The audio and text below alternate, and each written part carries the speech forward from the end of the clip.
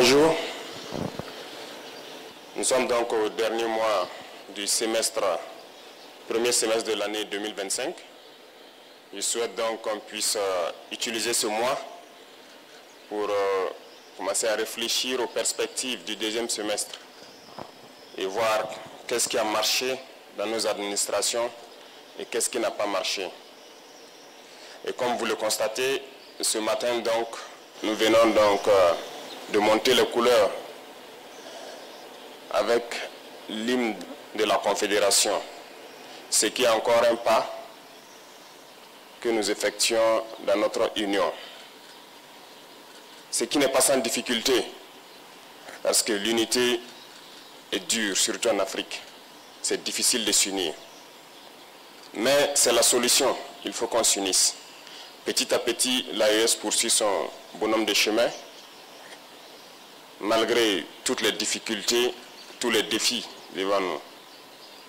Si j'étais naïf, j'allais me poser la question, mais pourquoi les impérialistes ne veulent pas de cette union? Mais je ne suis pas naïf, je sais pourquoi. Et c'est la même question que ceux-là qui ont tendance encore à dormir doivent se poser. Pourquoi ils ne veulent pas qu'on s'unisse? Pourquoi la Confédération fait tant peur ou fait mal à certains? Parce que nous sommes approchés tous les jours par ces impérialistes-là pour amener un des trois à trahir l'autre. Nous sommes confrontés à ça depuis belle lurette. Chaque fois, ce sont ces genres de manœuvres qui sont là pour vous amener à quitter la Confédération. Et ça doit nous amener à réfléchir.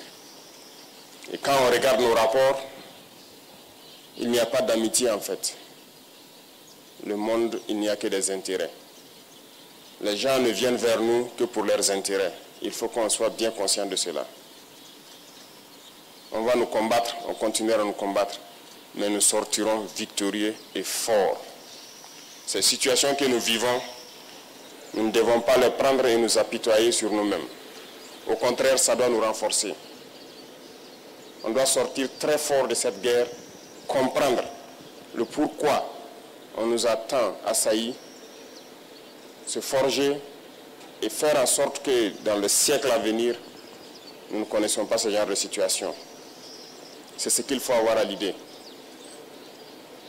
Donc j'invite tout un chacun à redoubler d'efforts parce que le Burkinabé est connu comme quelqu'un de très courageux, très travailleur, très résilient.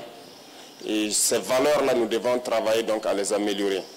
Partout où vous partez en Afrique ou dans le monde ailleurs, vous trouverez des Burkinabés. Et ce sont ces valeurs-là qui qualifient, qui identifient le Burkinabé. Donc nous devons tout mettre en œuvre pour être des hommes intègres, comme le nom du pays le dit, être des gens courageux, résilients, pleins d'abnégation et redoubler d'efforts dans tout ce que nous faisons pour le bonheur du Burkina, mais pour le bonheur aussi de notre confédération. Ça, c'est très important. Et une fois que nous avons atteint un certain niveau, vous comprendrez encore mieux pourquoi on nous combattait. Parce que notre pays est riche.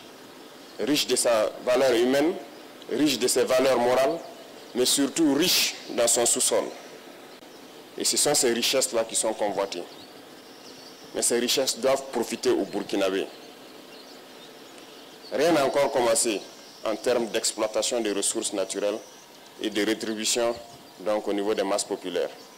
Nous pouvons changer le visage de notre pays, nous pouvons quitter cette situation de sous-développement et nous retrouver très vite un pays émergent.